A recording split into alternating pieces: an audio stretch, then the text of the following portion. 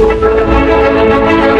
and welcome back to our vlog where we explore our roots. We explore experiences, habits, and inspire dreams to be even ground was not majority. But not all of us, but for using a class 1 person to school processes, integral part of our evolution. We realized that we have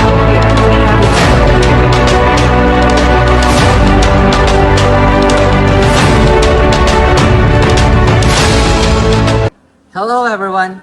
Welcome back to our vlog where we explore our group's insights into our activities as pre-service teachers and how these activities equip us with the skills and knowledge that we will need in becoming competent professional teachers. Third activity under Field Study 2 will be our subject for this vlog.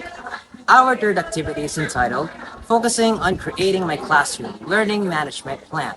It's about how we, future educators, create an effective classroom management that will allow us to employ our best practices and promote behavioral, social, and academic success in our future learners.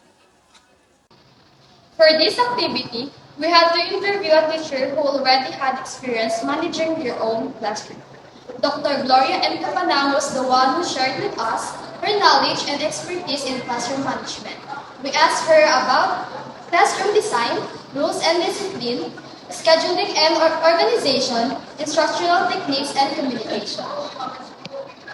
For her classroom design, Dr. Capanang's best practice is that it must apply to students of all abilities such as making the space safe and comfortable, and that it must also support and promote both independent and collaborative work. When it comes to her rules and disciplines, she shared with us 3 things. Number 1, treat them with respect at all times. Number 2, ask for help when you need it. And number 3, respect other people's property. She also gave us 3 tips for scheduling and organization, which were to make a to-do list, plan ahead, and learn the time management skills.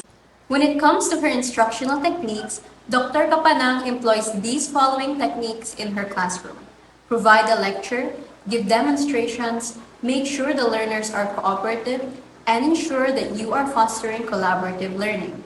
Lastly, she shared with us the one thing she believes is key to a successful communication inside her classroom, and that is to help teachers better understand their students and to build positive relationships with them. Because of what we had learned from Dr. Capanang, we would definitely apply or adapt her practices in classroom management. That although they might seem like simple practices, these were the kinds of practices that were often overlooked or forgotten once the teachers put under stressful situations. What we had gathered from her answers was that respect is the bottom line of everything that we do in our field of work.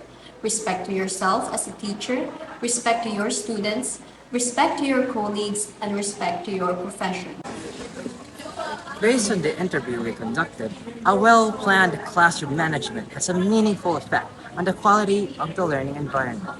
This is supported by a study conducted at the University of Salford, where they have found that a well-designed classroom can boost student performance by up to 16%. That is according to Cox from way back 2019. This proves that a well-planned classroom can have a significant positive impact on the learner's academic performance. The set of ideals, values, beliefs, and goals that a teacher must employ for an effective learning management plan is consistency, consideration, and constancy. Consistency so that the teacher may develop an effective systematic process in their classroom and in profession. Consideration for their students, for the objectives or learning outcomes that they have to target, for the instructional materials they have to utilize, and for their classroom structure or design. And constancy because a teacher must be dependable since they are responsible for their learners once they are under their care. Thus, when coming up with an effective learning management plan, a teacher must consider all these 3 in order to foster a healthy and comfortable learning environment for their students.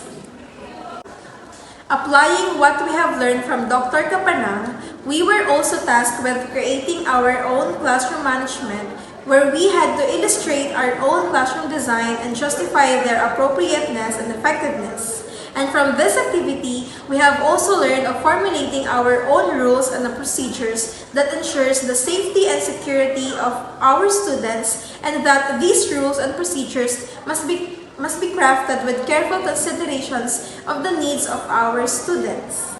Overall, this activity has taught us that a classroom is not just a four-walled room. Instead, it is what houses our students during a crucial and formative time in their lives.